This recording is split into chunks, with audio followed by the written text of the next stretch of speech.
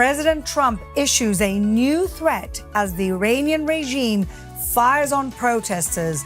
Maduro is deposed in a matter of hours, sending signals to tyrants around the world. But will the regime fall? We're unpacking the revolution happening before our very own eyes, right here, right now, on The Quad.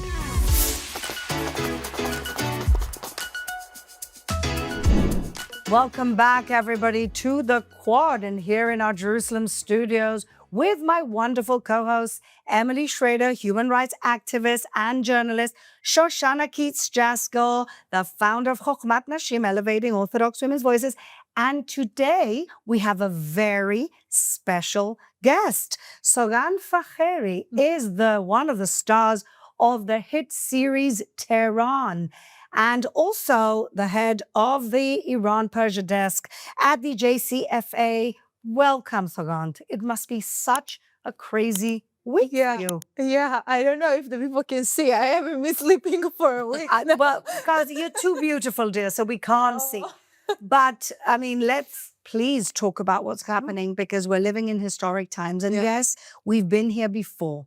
We were here before with the Women Life Freedom Movement. We were here before with was it the Yellow Revolution? Green, sorry, thank you. Green Revolution a few years before. We, I think, have done our part with the war against the Islamic Republic back in July. And we hoped then that we would have done enough to get the people of Iran to rise and bring down such a toxic, repressive regime. Do you think that it's going to be different this time? And if so, why? Yes, I do. First of all, you need to understand that what Israel did during the 12 Days War was that they eliminated the top people who were actually suppressing the people by protesting. You know, they were shooting them. Yeah, like the besieged. The top people of the Basij and the IRGC, the people who were responsible of suppressing the people when they were about to protest. And the second thing is that this one is so different because this one has a leader. It does. This one, Pahlavi, yes, is the leader. They call him. They call out for him. Now, you can have like your thoughts about him and your opinions and everything, and I agree with it. This is democracy. You should have an open discussion about it. But the thing is that they actually have a leader, and this is something that we have never heard before. During the other protests, you've never heard them calling for someone to lead. And here they have someone to lead. And psychologically, this is like the big thing. This is the real difference. This is what makes people want to go out, because they say, okay, so if we go out, who's going to replace him? People can't stay without leadership. This is something about hierarchy and evolution and humanity. So when they call for Pahlavi, it just gives more people strength. And I think that they see Pahlavi as a role model because how he's been talking to people and the way he tried to show the world that he has a plan for the day after. And he showed a plan for the first 100 days. I'm not trying to be his advocate, but I'm trying to show how people there's perceive him psychologically that they can move on to. And it's a very good point that Israel basically laid the groundwork or debilitated the regime enough. Emily, you've been covering Iran, the Islamic Republic, for years. I think you're one of the foremost Israeli experts on this. Do you see this as a different type of revolution now? I mean, I agree with everything you said. I think it's the major difference that we see thus far in the protests, which is now over a week. I saw this morning at least 108 cities and towns have or are actively still participating in these protests. So we're talking about a major, major uprising. And we've never seen anything like this, with so many cities, so many different protests chanting for the return of the Shah, chanting for even Reza Pahlavi specifically. It's really remarkable. I've never seen anything like this. And I do want to add to what you said, that one of the reasons it's been so hard, I think, for the Iranian people for 47 years is that every time these sort of movements come up, they spread the rumor that, it'll be worse, or it'll be the Mujahideen, MEK, which is an Islamist terrorist organization that actually helped the Ayatollah come to power, that now pretends to be opposition. So they spread these rumors that it will be worse, and it's kept a lot of Iranians, I think, afraid of what the alternative is, and to see them sort of rising above that and being able to say, like, okay, maybe I don't agree with everything,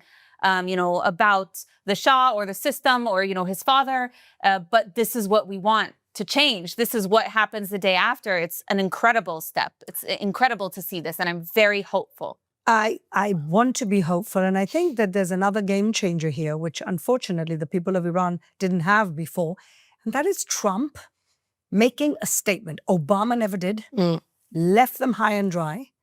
And Trump basically came out on Friday and did something that maybe people didn't expect him to say. But, Trump, if nothing, he's completely unexpected. Unpredictable, yeah. He's basically said, you keep shooting protesters and we are locked and loaded, or loaded and locked. What does that tell you? I have a feeling that a lot of this is sleight of hand. You said something very interesting that I wasn't aware of, which is that we took out those middle people that were on the streets, not letting people out. So if Israel, we think they're just going after the scientists, or we think that they're bombing this prison gates. Like, at the end of the day, people didn't get out. It was very symbolic and it was important. Yeah. But what I didn't realize was what you said was that these middle men, who are literally the ones in the streets that prevent them from coming out, if I think that Trump, Netanyahu, other people have these plans, these ideas, and these strategies that we don't know about, and we will only know about maybe 20, 30 years later, if we're lucky, because they know the pins that need to be removed in order to allow people to really succeed. When it comes to Trump, I think he's very much sleight of hand. I mean, look what Shabbos ended, okay? Shabbat ended. My son walks out of the room, he goes, should I tell you what Trump did? I'm like, always. And he's like, yeah, so he just took the president and his wife out of bed in Venezuela. And I'm like, of course he did. What I'm saying is, and he's talking about that. So I think those two things together really are a threat. Those things together are like, listen, I'm just letting you know, I'm ready to go. Yeah. It's tremendous. Well, but even that, psychologically, like you said, psychology plays a huge role in revolutions, in the changing of regimes. It's all about that. I remember, I'm old enough that I remember when the Iron Curtain went down, which was, I think, the late 80s. Yeah, late 80s. I remember watching the Berlin Wall going down. I was like a child, but I remember watching it. I remember my parents saying to me, we're living historic times. And somehow I feel that we're now in that era. I pray that we're in that era. But I think, like you said, the psychological element is huge in this. So the psychological element, like you said, is the fact that Israel laid the groundwork. And let's be honest, if the Mossad were able to build a drones factory, to have a drone factory in their backyard in Tehran, God knows what we're doing there. Well, they're also, aren't they all over X and Farsi, Mossad? Like, said, all we're with you. We're with you, we're in the streets. Like, I don't know anything. Emily's gonna laugh at me. I don't know anything. I don't know if it's real, if it's not real. But there is a psychological element to this, like you're saying. Like, if people think that there are people behind them with them, then hopefully it does give them that strength and that power to keep going. I pray. And maybe the sign is that this morning we found out that Khamenei has a plan B, which happens to be the same plan B that turned into plan A of Assad. Assad, yeah. And it'd be a little, you were saying that Assad took his dog? Yeah, apparently, as I saw, they said, just remember that when Assad fled, Syria, he took his dog with him, but not his defense minister.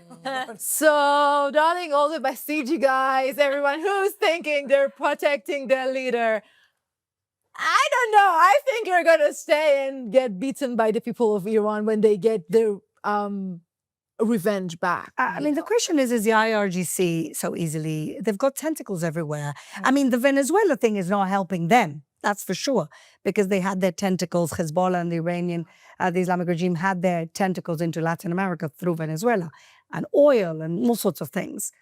I mean, the IRGC, you can't count them out, can you? They're very strong. They're very cruel. Well, they're very rich. I think that's the biggest problem. And they're rich because they've been laundering billions of dollars through mainly democratic countries like the UK and Canada. Spain. Also, Venezuela was a major one. Hundreds of millions, if not billions of dollars laundered through there. They also had a drone factory, which allegedly was struck by U.S. forces during this attack. So the connection between Venezuela and the Islamic Republic is very well connected. They have regular flights direct from Tehran, Caracas, you know. It's a common flight path for them, along with Moscow. So it's what we saw in Venezuela, I think, is a very good step. Yeah. But yeah, I mean, it's going to be an uphill battle for the Iranian people, which is unfortunate. But another thing I wanted to mention about the protests that I think is a little bit different is that largely because of Pahlavi's efforts in the last year or so to encourage members of the armed forces to defect, there have been tens of thousands of people who signed up for this platform. We've seen a lot of videos coming out of police, security forces, and other people in Iran, pledging allegiance to Reza Pahlavi and saying that they're staying there, but they're pledging. They're there, but without their faces. This morning, an officer lit up a picture of Khamenei in the streets. Yeah, and we see in the protests that their chants even. On the one hand, they'll curse them. There was literally a video of a guy who was cursing at the forces, and then the crowd starts chanting, "Join us," because they want them to defect. I mean, that really is. If you start to see mass defections of the regime, that's the beginning of the end. Yeah. I mean, really, this is game-changing. I think that the beginning of the end was late 2019. It was the end of 2019. That was like the biggest protests. That was the women. No, there was it was women. Before that. It started because of the price of oil. I think, and in that protest, like 1,500 people got like slaughtered in the Tehran University, and I think that somehow revolutions start in your mind with the way that revolution starts within you. When you start to change the way you think, the way you perceive your life, your freedom, your leadership, or whatever, when you just wake up and change the way you think, this is the way everything is going to change and everything is going to become something else and more powerful. And the interesting thing is, I'm going to go back to the IRGC and about the whole, like they have their whole thing everywhere. Yeah. Is the fact that a couple months later, Qasem Soleimani, that we're just passing through his day. Cutlet day. I'm just trying to get out of these messy things, but he was a really powerful guy. He was admired by everyone. Iraqis. Yeah. And he had a beautiful way of looking. He romanticized this revolution, the Islamic revolution, the way when you study about him and his history, he was coming from a really deep place for that. And people admired him. More than they do Khamenei? Listen, the rumors say that the Khamenei wanted him to be the next leader, and someone who's not more Islamic, has the same level, they have levels. Yeah, of course. So I think that maybe it was a good strategic choice of Khamenei to choose Qasem Soleimani to get him higher and bigger. And it was a good choice of the US to pop off Soleimani, now that we think about it. Yeah, and this is one of the ways that the IRGC got so weak.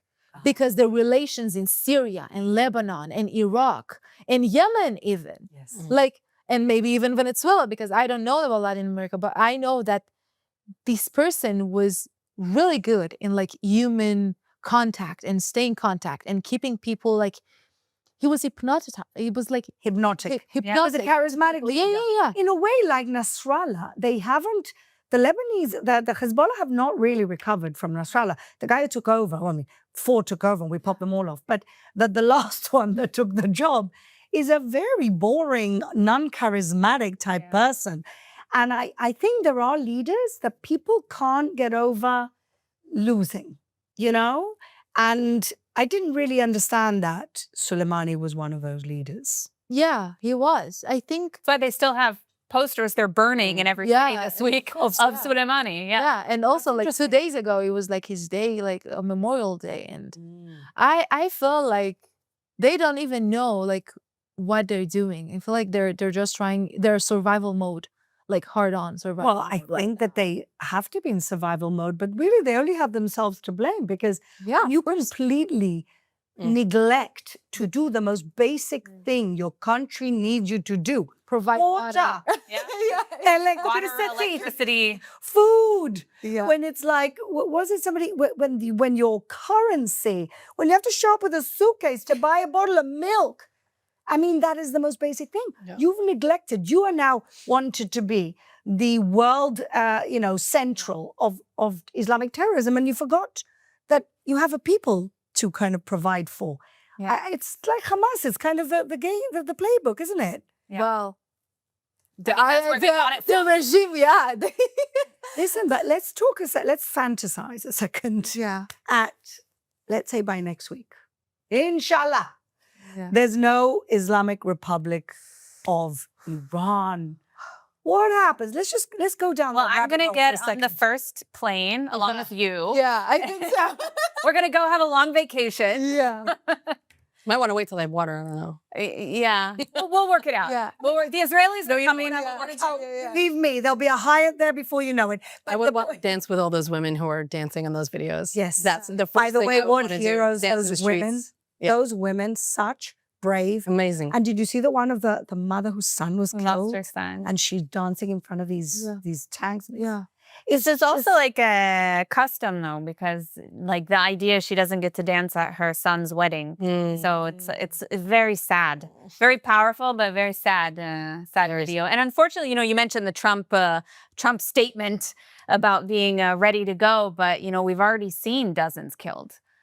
We're a week into the protests, and more are dead than we even know the total number. But we do know that dozens have been killed, and dozens more have been injured too. And I know we have some clips that we wanted to play, but at least one of the clips that we've seen going around is the Islamic Republic forces actually raiding a hospital where protesters went in to seek refuge. Some of them were injured as well.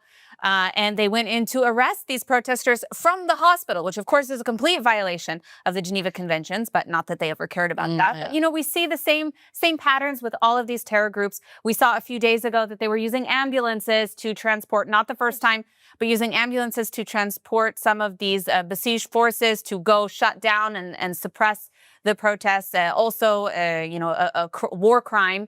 And Hamas does the exact same thing. They all operate the same, these groups. Hamas does worse because they've got terrorist headquarters underneath the hospitals.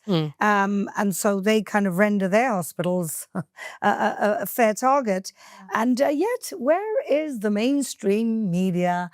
Where are they reporting on Iran? Apparently, they don't have enough, they don't have any journalists there. So they're being very careful and fact-checking. If only we had another example where they quite weren't so careful and it didn't bother them that they didn't have any journalists on the ground. So the media coverage has been really bad. Yeah. Objectively.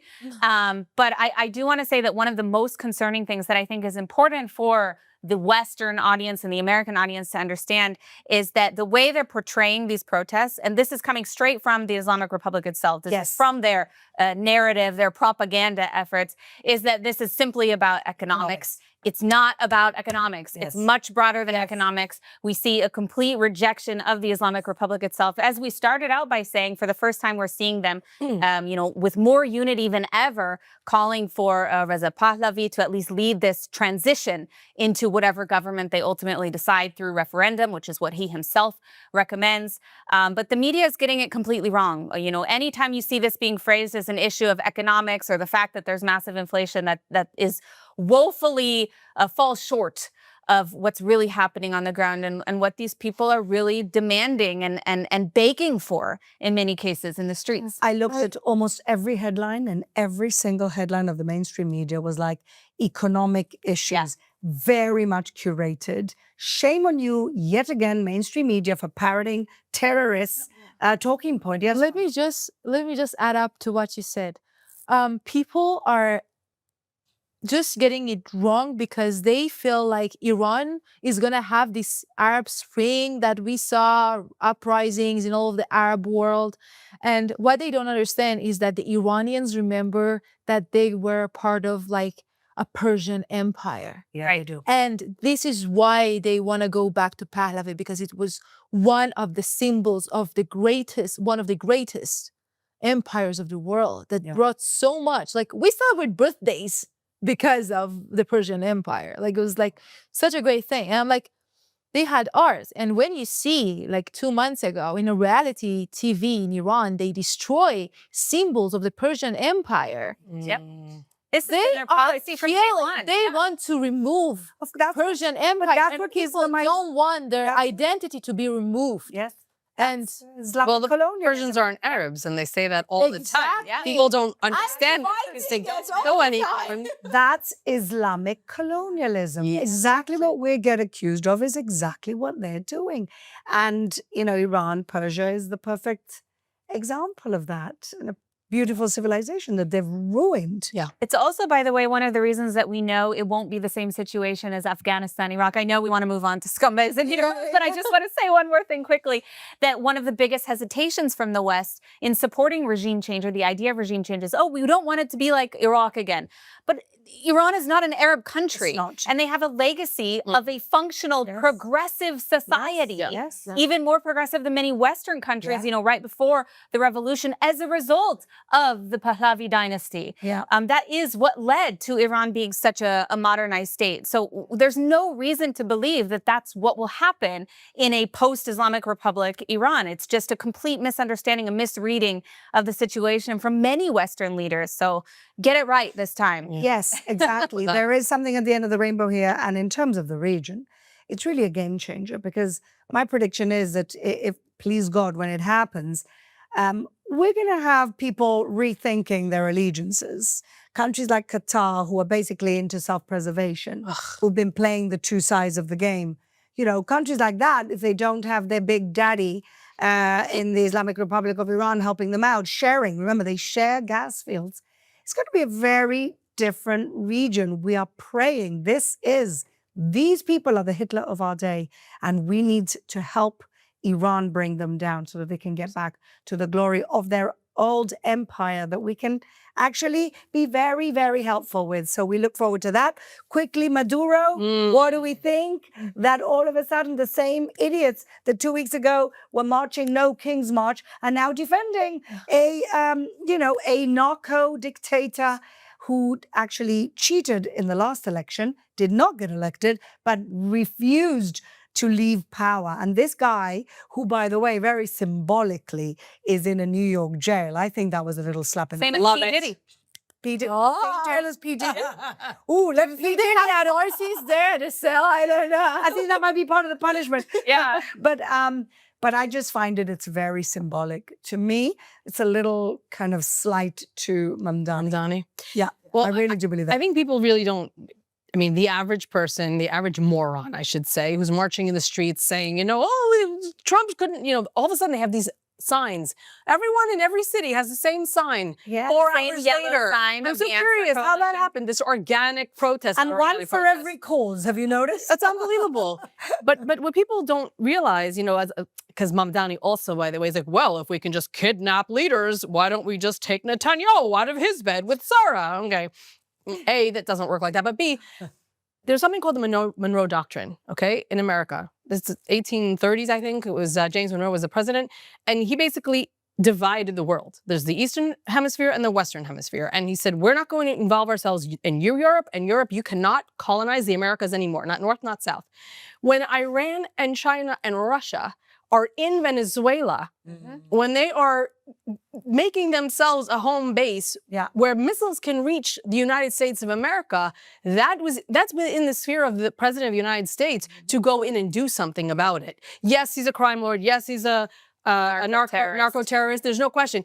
And he's aiding the enemies of the United States of America to bring them to the Western Hemisphere. So this is not just a very simple, he's a dictator and we don't like him. This is a direct threat to the United States of America. And people don't want to acknowledge that, right? Yep. They don't want to acknowledge that. They just want to pretend that Trump is just doing what he wants. No, I'm sorry, whether you like it or not, he's protecting the United States of America. Yeah. He is. Like, it's not like an if. He is. Absolutely. And whoever doesn't understand that just doesn't understand the subject. And everybody thinks that they're experts. And unfortunately, very few people actually know what they're talking about. And oil. Although my favorite thing of all of it is actually the Venezuelans confronting I know. protesters, because at all these protests we've seen, like a few thousand people maybe, and they're all furious about the kidnapping of Maduro, and the Venezuelans are there like, Meanwhile, are there any Venezuelans in your protest? Meanwhile, the Venezuelans are like partying. Yeah. And gonna be I'm a very national holiday. excited by Maria Corina Machado, who may come back. She won the Nobel Prize. She may come back. I did speak to a friend of mine from Venezuela. He's also in exile. He said to me, listen, don't celebrate too soon because Chavism is still there, very much entrenched. And actually, Trump, in his declaration, said, we're going to come back if we have to. Yeah. We're going to continue. We're not leaving this halfway. So listen, Trump, 10 out of 10. What can I tell you? The guy who doesn't start wars is doing a good job of finishing with the main conflicts in the world. So I mean, we're all thrilled. Okay, moving on, because in every good opportunity, there's always a scumbags who try to make it into something negative, and we have plenty of those this week. So Shoshana, who is your scumbag this week? Perfectly on target with Venezuela. My scumbag is the vice president, actually. Her name is Delcy Rodriguez. And as she's flipping out, her initial statement was, she's angry that Trump did what he did. And she, of course, within the first, I think, 60 seconds of her speech, you can watch. Del mundo están sencillamente impactados de que sea la República Bolivariana de Venezuela víctima y objeto de un ataque de esta naturaleza que tiene sin duda alguna tinte sionista. Says that it has Zionist fingerprints or something ridiculous like that. Like Zionist tinge. Tinge was the word. a tinge. Well, I don't know how to say that in Spanish, but Tinge. But it is unbelievable to me. Like, if Martians came down from Mars, Yes. these people would say it was a Zionist plot. Yes. Like, there is nothing that they will not blame on the Jews. And this woman, who's clearly part of this awful regime, is all like, well, it's the Zionist fault. Girl, no, it's your fault, okay? You're in bed with the bad guys. You and all your friends who ruined Venezuela and led to a third of the population leaving because you tanked the economy and made everybody poor. You are to blame, not the Jews. Sorry. Yeah. No, listen, it's really, the Zionist plot thing is getting a little old. Yes. Like, honestly, find somebody else, because we need a new script. Either we're It's so powerful. who, of course, also responded to this by saying, Honestly, of course, the funniest thing is that there are people who, for years, were accusing Maduro of being a Jew. And then you've got Maduro wearing the keffiyeh and this and that and allying himself with the Islamic reformists of Iran, with Hezbollah. So you're damned if you do and you're damned if you don't. The main thing is, there's a bad guy. He's now in a dungeon in New York. So fantastic scumbag. She's the number 2. She honestly doesn't look like she can run a supermarket. So I don't know what's going to happen. Mind you, they've been running the place like God knows what, like a taverna. Emily, who's your scumbag this week? So my scumbag this week is all of the left pro-Maduro camp, with 3 people specifically that I want to mention for their extra scumbaggery this week. First off, we have Mamdani, Mayor Mamdani, who responded to this, of course, by condemning the capture of Maduro and stating that he was briefed this morning on the U.S. military capture of Venezuelan President Maduro. Dude, you weren't briefed. You're a freaking mayor. You got on Twitter, okay? Like, what is this? Like, stop. You're not a member of Congress. You're not on the House Foreign Affairs Committee. You're not, shut up. Just shut up. Self-important. And then, of course, unilaterally attacking a sovereign nation is an act of war and a violation of federal and international law. Dude, you wouldn't know international law or federal law if it bit you in the ass. And we know, because during your campaign trail, you were going on and on about how you would arrest Netanyahu in New York City, which makes no sense because that would be violating, oh yeah, that's right, federal law, which you are now spouting and claiming that you know something about. Never mind the fact you were referring to international law to arrest Netanyahu, which refers to the Rome Statute, which the U.S. is not a signatory to. Neither is Israel. But, I don't expect you to know that because you clearly clearly don't know anything because you've never had a job. Yes. You've never accomplished anything in your life, which is why even in your first few days of being mayor, all you're doing is posting on social media about nonsense meetings that you're having where you're not actually doing anything. Well, not just that, he takes away the definition of anti-Semitism and against the Yeah, BS law. revoked all the executive He's been orders, busy. including the protections on Jewish students, on Jewish communities there on the ground, and a number of other things. But he's only my first person I want to name. Oh. I also have to mention, of course, AOC, another socialist who condemned this to somewhat to be expected with her ideology. And then we also have Anna Kasparian, Oh, your friend. my favorite. Yeah, she's my BFF. and, you know, she's complaining about how this administration is trash. Thieves, looters, thugs, and warmongers, nothing more. I mean, this is what Anna does best, name calling, because she can't actually make credible arguments. If you don't believe me, then feel free to watch my appearance with her on Piers Morgan. It was just littered with expletives, no actual arguments, but a lot of shouting on her part, of course. But the fact that you could respond to someone who has murdered in the thousands people in his own country, and no, I'm not talking about Iran this time, I'm talking about Venezuela, where your mismanagement has forced 1/3 of your population to flee the country because they're starving to death. They're eating dogs. They're literally eating dogs. Yeah. There's no money. There's no resources there. There's no food. There's nothing. And that's all because of the policies of Maduro, not to mention the fact what they've done to political dissidents and people who don't agree with them. And by the way, a lot of that was spearheaded by Delcy Rodriguez, the vice president, who is now working with Trump. So we'll have to see how that goes. But, you know, if your response to what happened with Maduro is, well, the United States is just doing it for oil. So what? So what? Why is that a problem? Why should we allow China and Russia and the Islamic Republic of Iran to control oil in Venezuela and not the United States? Newsflash, it's the Western Hemisphere. If the United States wants to do that because it's in their interest, then yes, you're damn right that I trust the United States more than I trust Russia or China or the Islamic Republic. I'm sorry, that was a really long scumbag, but those are my scumbags of the week. They love it. Very well-deserved scumbags. And I just want to give an honorable mention to Tucker Carlson, who says Maduro was a socially conservative, and Ben Shapiro, of course, ate up Megyn Kelly when she actually mentioned that. But everything that Tucker Carlson says is the opposite in reality. It's amazing. Yeah. The people he defends are the biggest scumbags in the world. And here we have, and one more thing I want to say about Mandani, that you know what he said when he did a press conference and the journalist asked him, he says, I called the White House and I registered my opposition to Trump. I could put my hand on fire that Trump did not answer the phone. And he's lying. He left as he lies about. I registered my SMS. I spoke directly. I'm registering my dissent. He was like leaving a message to the secretary's secretary. Yeah. I'm registering my objection. You're not important enough. You're a mayor. And the fact that you promised people free transport and yet the prices went up today shows how bloody powerless you are. Yes. He is a mediocre man with mediocre intelligence and a little bit of charm and wealthy parents. That is his entire Big smile. But we should just, I just want to like, Khomeini promised the Iranians free electricity, free water, free housing. Yeah, thank I'm you. just saying, it's the same as just wearing. She's like, we've heard this before. I'm sorry, but you guys are just getting full of it. Yeah. Sarand, who's your scumbag? Oh, it's the mother of all scumbags. Khamenei is my scumbag. Yes. He made the people of Iran miserable. They made them starve to, like, they don't live. They survive day by day. Yes. People need to choose if they're gonna buy medicine or they're gonna buy food.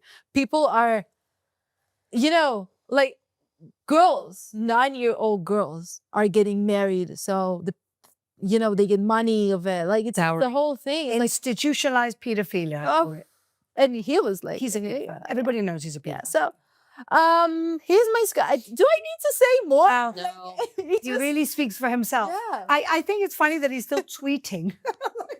He's still tweeting like, No, oh, with the enemy. with his party's hand. I don't know where he's tweeting X from. banned for Iranians, but he's Yes. still all over Twitter. Yes. White line, anybody? So Yeah. yeah. My God. Well, listen, he is the scumbag of He the is. scumbags. He is the Hitler of our generation, and we can't wait. It's not soon enough when he will be brought down by his people. Yeah, I think Trump did like a really good timing. I think it was a warning. I agree. In a good way. Thank you, Sogan, your first scumbag. So, my scumbag this week, and I mentioned a little earlier how bad the media has been, the mainstream media. We thought it was only against us, but it turns out it's against any country trying to defend itself. And it's against the Iranian people. They're proudly saying that they don't want to be reporting or they're not reporting enough. Like you said, Emily, first of all, they're making it about economics and we know it's about freedom. And secondly, they're not really reporting it. I'm almost, even though I know what I know about the Gaza conflict, I still can't quite believe how little coverage the Iranian protests and this revolution is getting. It's shocking. And it shouldn't be shocking to me, who is a direct, we are a direct, victim. We're net losers of this horrible coverage and agenda that the media have. But I'm still surprised. But I want to talk specifically about another subject. And this week, it's not a person, it's an institution. It's a media institution called CNN. Because about a week ago, they wrote this latest masterpiece of intellectual dishonesty, an article about women in Israel, ranking Israel below Saudi Arabia, Qatar, and Oman on women's rights. And yes, Israel, the country with women fighter pilots, Supreme Court judges, CEOs, mayors, and yes, activists, diplomats, and everything else. They below the regimes where women need permission from men to marry, travel, or leave their house. And this is what CNN did. That's how it portrayed it. Makes no sense. And let's be clear, this wasn't a mistake. This is an agenda. This is agenda-driven journalism using a deeply flawed index to tell a pre-written story. CNN leaned in on a women's peace and security index, not an index of women's rights, of course, not equality under the law, not access to courts, not political representation. It penalizes countries under security threats, like a war. So if you're in Israel under missile fire, terror attacks, and a genocidal enemy next door, congratulations, you are downgraded in your women's rights. But if you're a dictatorship where women are legally second-class citizens, as long as it's quiet over there, you're suddenly a feminist paradise. That's not women's rights. That's weaponizing women. And here's the part CNN didn't bother mentioning. Even Israel's religious courts openly acknowledge inherent discrimination. And Israeli women fight it in court, in parliament, through NGOs, through civil societies, every day. Women like Shoshana and Emily and myself and Sogand, we're fighting that challenge every single day. We know we're not perfect, but how dare you? And of course, in the region, CNN appraising women from countries, like I said, with absolutely zero rights. Because the system punishes them for trying. The system doesn't punish us for trying, but we still keep on trying. But nuance doesn't, trend doesn't. Instead, CNN chooses to flatten reality into a headline that feeds a global obsession. Israel must always be the villain. And let me say this clearly. If an index claims Israel is worse for women's rights than countries governed by Sharia law, where guardianship is baked into legislation, the index is broken. It's not Israel. No. And it's not about women's rights.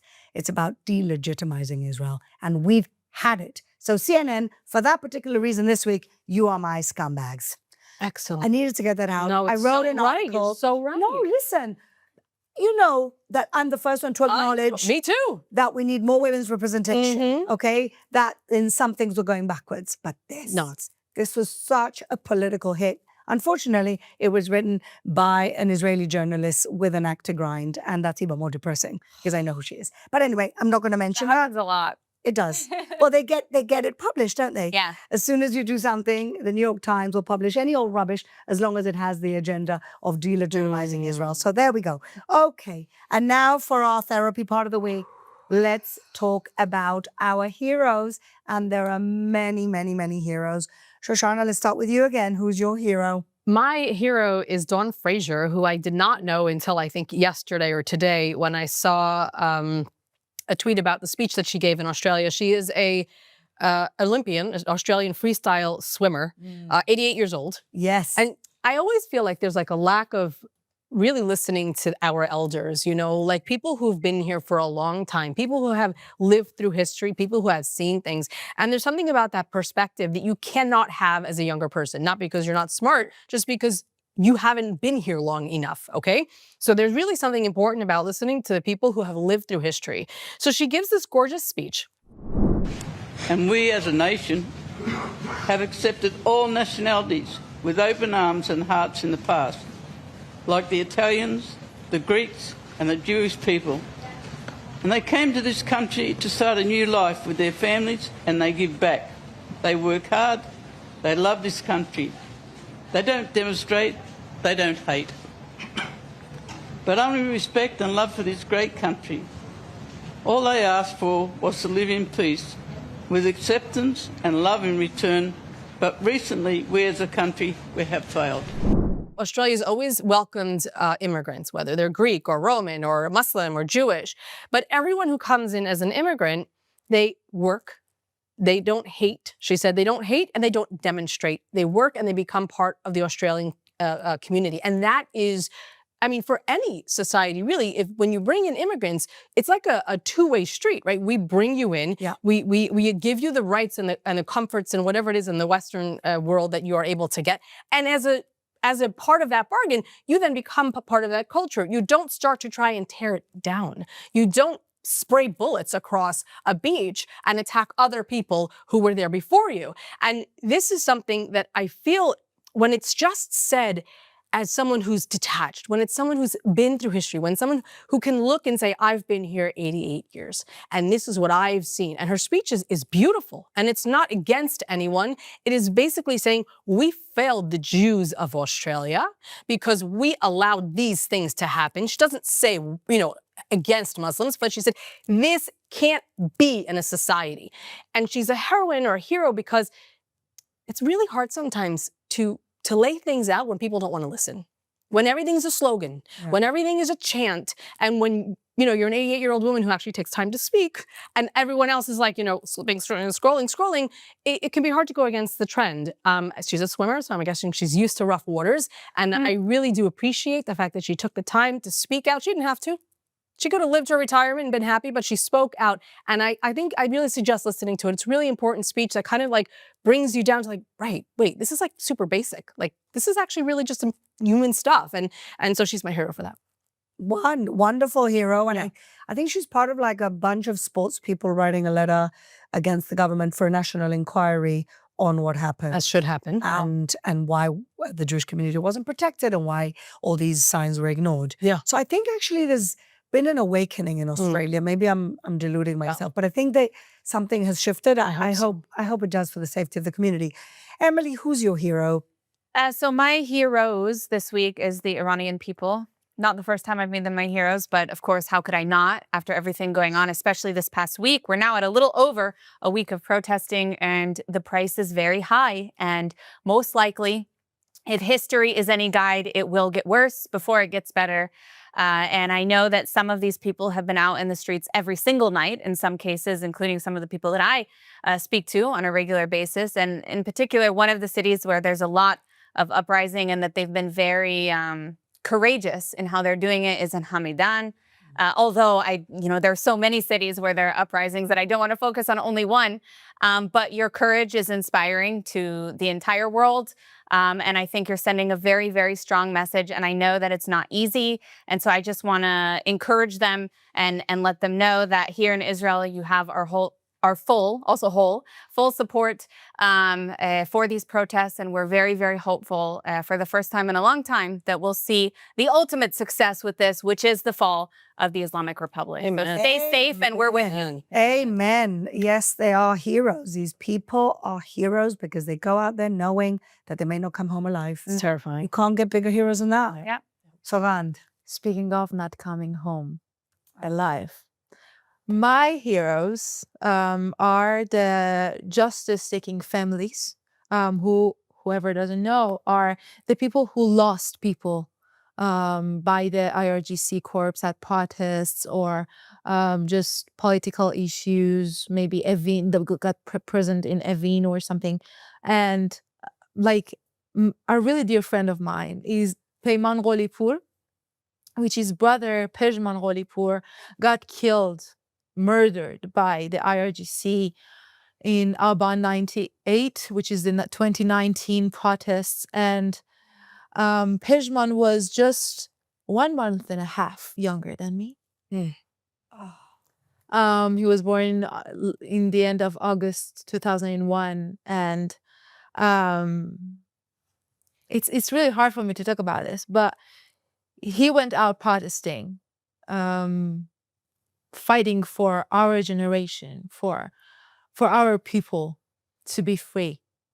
And the fact that those families had to flee Iran and to be immigrants and to live in Europe without any language, or, it's not easy to leave your homeland and your country. And us, we are Jews, where we always have a second home, but leaving your home is crazy and not so easy. And they're still fighting, and they're still calling for people to go out and to help, and to not see the blood of their families just getting there for nothing. And to me, those families are my heroes, because they truly lost something, and they're still fighting for this country, and they're still fighting against this brutal regime. And I'm just gonna cry in a second, but I just wanna say thank you, because you sent, maybe you didn't want to send your daughters or sons out to protest or anything, but you did raise them right to fight for a country, and they're not soldiers but humans. And Would you like to say something to them in Farsi? yes, I would love to. I'll just say, maybe you want me to say it in English first and then in Farsi? Yes. Okay. So this is a true definition, an example for Zan Zendegi Azadi, where 4 women, which I look up to, like, we're sitting here and in a men-dominant field, speaking our truths and fighting for people all the time, each in their field and social media and activism. This is the true definition of Zan Zendegi Azadi. And for that, you guys need to fight. You guys need to be the ones who are responsible for your own destiny, okay?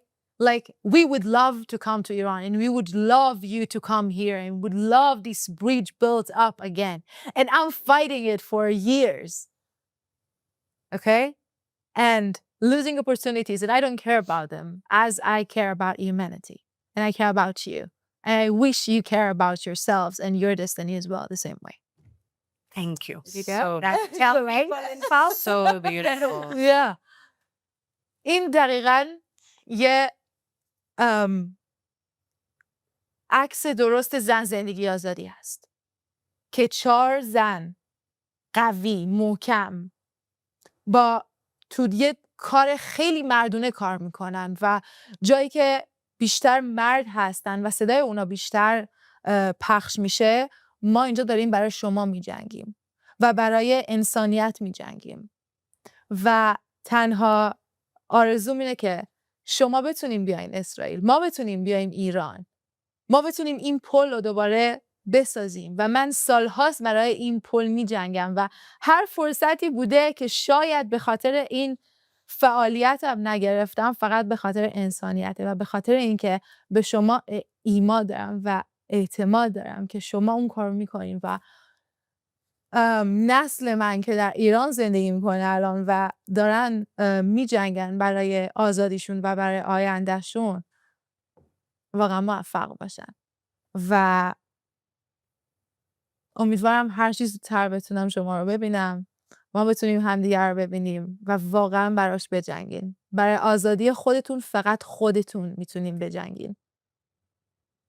Well, thank you so much. Thank you. I think that would mean so much to the people I hope who so. watch our show from everywhere around the world, but especially the people who need all the moral support, psychological support that we can give them. And we're with them. We're there with them. I know that they're going through the unbearable. We've been through the unbearable over the last few years, and Yeah.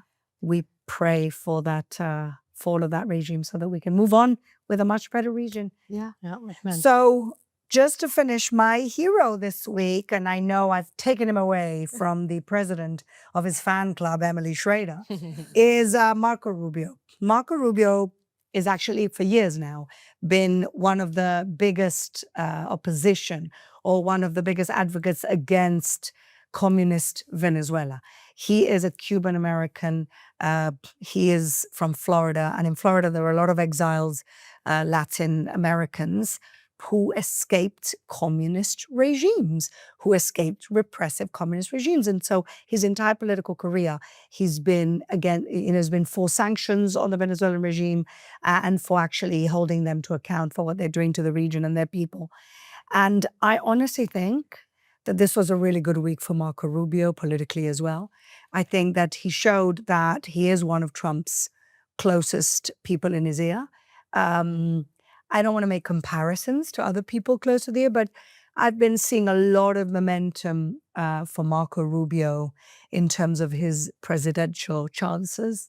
I think this has cemented his legacy as a very, very efficient Secretary of State.